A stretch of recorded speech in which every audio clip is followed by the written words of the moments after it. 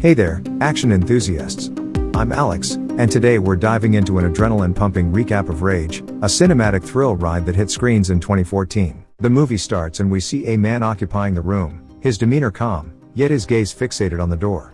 Moments later, the door creaked open, revealing an individual aiming a gun at him. Paul, the father, picked up his daughter, Caitlin, from school.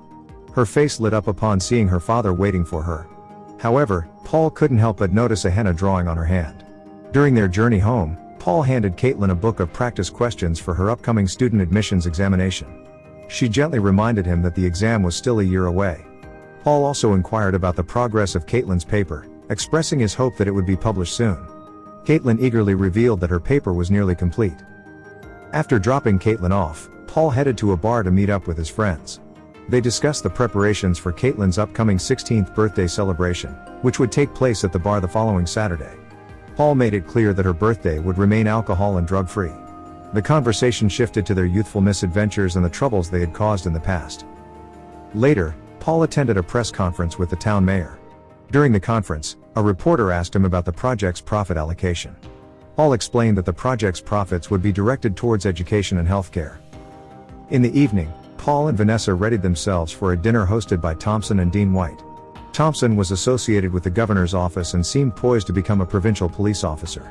Vanessa saw this as an opportunity to build connections. Before leaving for dinner, Paul ensured that Caitlin remained at home with her friends, emphasizing the importance of focusing on her studies. He also had a conversation with Mike, Caitlin's friend, in the kitchen, discussing Mike's job and relationships. Paul even encouraged Mike to pursue a connection with Caitlin. As the evening progressed, Caitlin was left at home with her friends, and Paul couldn't help but feel uneasy. Midnight approached, and his worry for his daughter grew.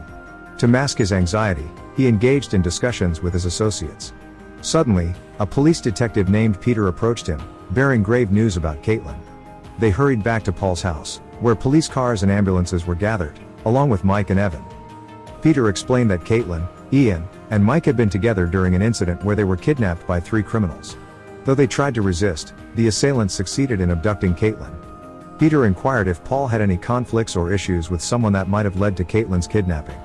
Although slightly irked by the question, Paul was confident that he had no such problems. Vanessa offered unwavering support, encouraging Paul to take any necessary steps to locate Caitlin, as her disappearance left her heartbroken. The following morning, Vanessa watched the news on TV, which featured the broadcast about Caitlin's disappearance. Meanwhile, Paul was determined to begin his search for Caitlin. He left, accompanied by several on-duty police officers, and first visited Mike's house. Paul couldn't help but feel disappointed, as he had expected Mike to protect Caitlin. He inquired if Mike had any recollection of the abductors, but regrettably, Mike couldn't remember any details. Paul then reached out to his friends, urgently seeking their assistance. He offered them money as a reward for their help, but they adamantly refused, considering Paul as family. Denny and Kane decided to approach Oliver for information regarding Caitlin, but Oliver remained tight-lipped. The next day, they returned to Paul with the disappointing news that they had not uncovered any information about Caitlin. One day, a man who was jogging near the river made a grim discovery, a body floating in the water. Shortly after, a police officer who was accompanying Paul received a call informing him that Caitlin's body had been found. Upon hearing this devastating news, Paul was overwhelmed with sadness and shock. He went to the hospital to see Caitlin's lifeless body, shedding tears of sorrow as he kissed her forehead. On the day of Caitlin's funeral, Paul was joined by his old friends and colleagues. Among them was Francis, one of Paul's old friends, who expressed his condolences for Caitlin's tragic death. Afterward, Francis approached Paul, who was in a wheelchair, to engage in a conversation about their shared criminal past. Francis observed that Paul now had a comfortable life, including a job, a house, a successful business, and a beautiful wife. He surmised that Paul must feel compelled to take action in response to Caitlin's loss. Paul sensed an underlying meaning in Francis's words and became skeptical of his intentions. Francis suggested that Paul should turn over the case of his daughter's death to the police, but Paul brushed off his advice. Francis persisted, reminding Paul of the assistance he had provided in allowing him to leave his criminal life behind. He now wanted Paul to reciprocate by letting Caitlin go and involving the police. Their conversation concluded with Paul walking away from Francis. Following Caitlin's funeral, Paul, Vanessa, Denny, and Kane returned to Paul's house. However, Paul asked Vanessa to leave, leaving the others to discuss matters in the kitchen. Seeking advice, Paul explained his desire to investigate Caitlin's death, even though Francis was keeping a close watch on him and issuing threats. The group recalled past incidents they had successfully resolved without leaving any trace at the police station. Meanwhile, two policemen engaged in a discussion about Paul and his enigmatic past. They debated how someone with a dark history could transform into a legitimate businessman without any apparent missteps. The younger policeman presented data indicating the weapon used by the criminal.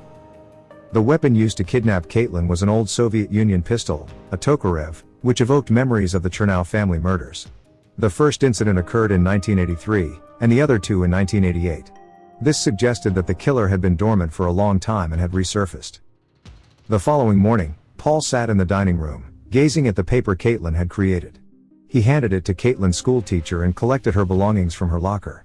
As he reflected, he spotted a mother and son playing with a ball in a nearby field, reminding him of his wife and Caitlin. Two of Paul's friends suspected that the murderer might be Chernov, a Russian mafia hitman employing a Tokarev TT-33 pistol. They visited Paul's home, attempting to convey their belief that Caitlin's killer had Russian mafia ties. In the afternoon, they rendezvoused with Danny and set out to locate Caitlin's assailant. They entered a gambling establishment, where Paul and his friends engaged in a fierce confrontation with the occupants, ultimately prevailing.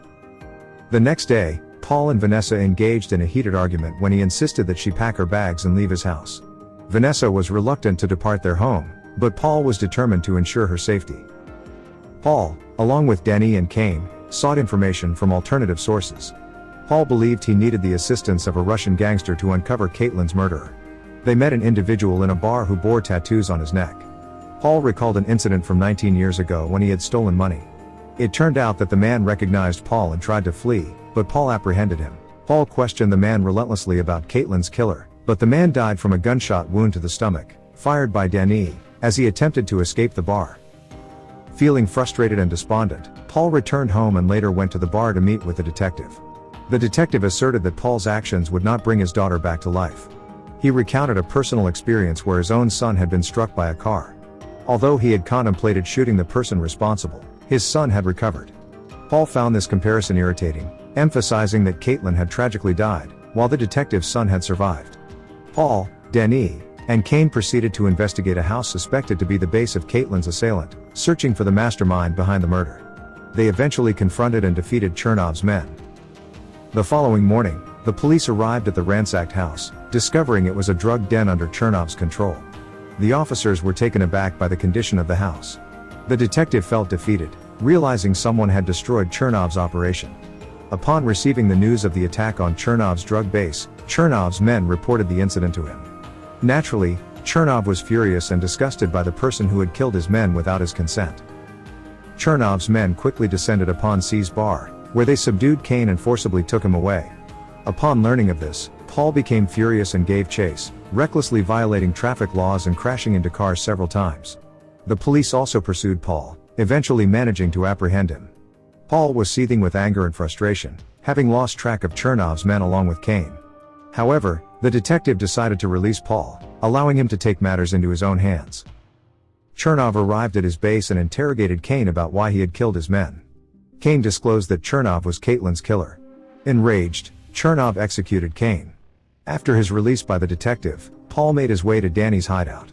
A heated argument escalated into a physical confrontation. Danny believed he had been loyal to their friendship, but Paul accused him of betrayal, revealing the 19-year-old incident involving Francis, which ultimately reached Chernov's ears.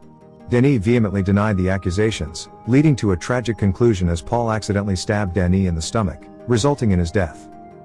Chernov decided to confront Francis after Danny's death and used Kane's body as proof of his resolve. Chernov explained that Kane had been one of the individuals responsible for his brother's death, and Paul's actions had made enemies out of Chernov and Francis. Chernov had a request for Francis, but Francis adamantly refused to submit to people like Chernov. This led to a heated exchange of gunfire, resulting in Francis's immediate demise. After Danny's death, Paul decided to return home. On his way, he reminisced about his daughter's tragic death, the events of 19 years ago, and the memories of Danny and Kane. Upon arriving home, Paul opened the gun case associated with the events of 19 years ago when he and his closest friends had stolen the money. As he opened the box, Paul couldn't help but cry and feel guilty for what had happened to his best friend. Later that evening, Ian and Mike met in front of a building, where Evan had left them. Mike was unaware of Evan's intentions, but it became apparent that Evan had orchestrated the meeting to bring Mike and Paul together. When Paul arrived, Mike was terrified and finally confessed that Caitlin's death was his fault. He recounted the true story of what had happened when they were playing with Paul's gun, unaware that it was loaded with bullets. They had been drunk at the time, and with his back turned to Caitlin, Mike accidentally shot her in the head. In a state of fear and confusion, Evan and Mike staged the scene to appear as if they were attacked by robbers or the mafia. Back at home, Paul was shocked and filled with remorse upon hearing Mike's unexpected confession. Initially, Paul contemplated killing Mike, but he ultimately decided against it. Instead, he reached out to Vanessa, explaining that the situation was under control. He confessed to his dark past and apologized for letting her down. Sadly, Paul ended the call and prepared to end his own life by stabbing himself with a knife.